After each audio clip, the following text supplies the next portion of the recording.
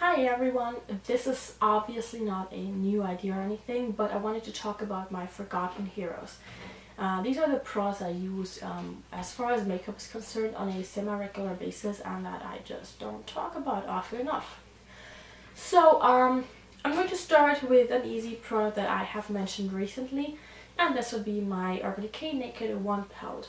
Now the Naked 1 palette, my palette does not look as much used as it could be, but I have used every single shade frequently, and there are some that have a bigger dips in them than others. It's probably not going to show up too well, but this is the one palette that I don't want to be without. I have the Naked 2 and the Naked 3, but I don't use them as often as I use the Naked 1. And the reason behind that is that I do like a little bit of a smoky eye. I do like having a bit more of a eye makeup going on rather than a lip product, and I absolutely love all these colors, so this is something that is just a deal breaker for me. I know this is relatively expensive, and I've had mine for quite a while and there's still no pan showing, and that for me is a big deal. I do use this pretty much all the time. Like I pull this in even if I'm working on other stuff, of course. I haven't used this as much as I wanted to this year because my project panning was just pretty much there all the time, and there was so much that I wanted to pan and had to pan that I neglected this one. But this is one of my forgotten heroes that I just don't mention often enough, and that I don't probably don't use often enough as well, because I'm trying not to use this up, but probably I should, because it will get bad eventually. The consistency of the eyeshadows might just change. So this in general, I just love the formula of Urban Decay eyeshadows because they are super smooth, they are very pigmented, and they really do their job and they stay the entire day without me having to worry about anything. Then in relation to that, I would like to talk about eyeshadow bases. For me, a go-to is the Urban Decay Eyeshadow Primer Potion, the UDPP. Now, this here is in the shade Sin, and I have Greed as well. I also have the original, and I have Eden, which is the skin colored base. Not sure if they make Eden still. I have to check that one, but I love all of them that I have tried so far, and I want to try the anti-aging one because I'm just super curious about how this one would be different. So I just brought Sin over here because this is the one that I'm using the most at the moment. I used this today for my eye makeup, and I'm going to use this tomorrow for my eye makeup and the day after that. These last a very long time because you don't need a lot. When I used this morning, or this afternoon actually more like it, for my eye makeup, I used how much did I use? I used a teeny tiny ball of this, like a dollop, a tiny dollop, and that is it. It lasts a long time. While the expiration date on this says 6 months, I've had these a lot longer. I think since 2011 or 12, and it's still good. The only one that did just go bad on me is the one in Greed. Greed is the golden one, and Greed went actually bad because it ended up in a drawer where I would never have suspected it, and I kept looking for it and searching for it and I couldn't find it. And then it turned out that it was one of the drawers that we had to take out of the house, and then it was exposed to quite some temperature changes. It was out there when it was super warm, it was out there when it was super cold, and that just did not go over well with the UDPP in Greed. But I'm not going to blame it because it has been around for quite a while with me, and just going through those temperature changes can have been good for any product. So I'm a bit upset about myself because I just couldn't find this and I didn't know where to look, because I would have saved it, obviously. I thought it was gone, I thought it had just disappeared, and when I found it I was like, uh-oh, that's not good. But yeah, they last for so long, and I use these all the time. Like I bought this one at the same time as I bought Greed, so also in 2011, 2012, and this one is still good. It does its job, and this is something I do love. Hands down, this is so far my favorite eyeshadow primer potion, and yes, it is more expensive, but if you take into account how long it lasts, totally worth it. Then I'm gonna go in with more eyeshadow, my blending shades, and you might have seen these here in my previous videos already. I just keep doing this, I keep talking about them because I do like them a lot, but still I feel like they need more praise. So I've mentioned these before in my favorites videos, but they just don't get enough praise. These are two different eyeshadows. They do exactly the same for me. These are my brow bone shades, they are my blending shades, they are the shade I use for every single eye look.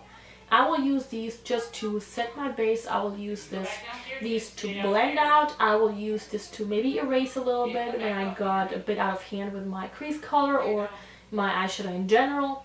I use these as my brow bone shade because they are finally light enough for me. And I use them for so much. I'm in love.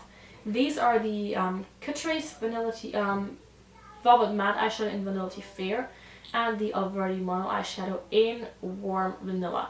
They are both products that are available in Germany very easily. This is Vanillaty Warm Vanilla from Alverde. They're both drugstore products, and this is my Catrice eyeshadow. Catrice is available in the US at Ulta. Alverde is only available in Germany, so this might be more difficult to get for you, but the Catrice one, hands down my favorite because this just works perfectly.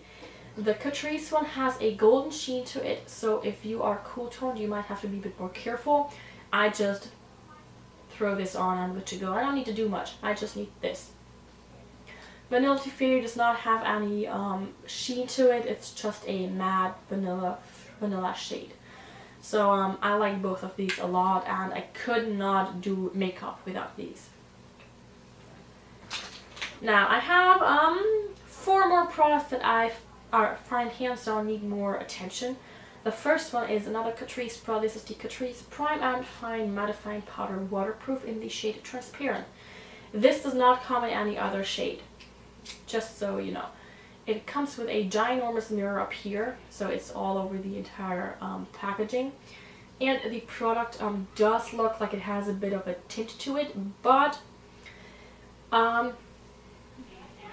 this is it on my finger, and once you apply this, it just disappears. This does a wonderful job of making my makeup a bit more waterproof.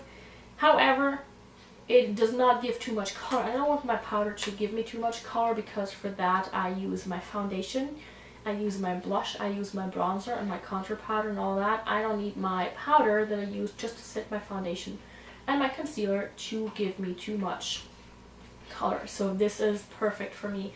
It makes my makeup last almost the entire day.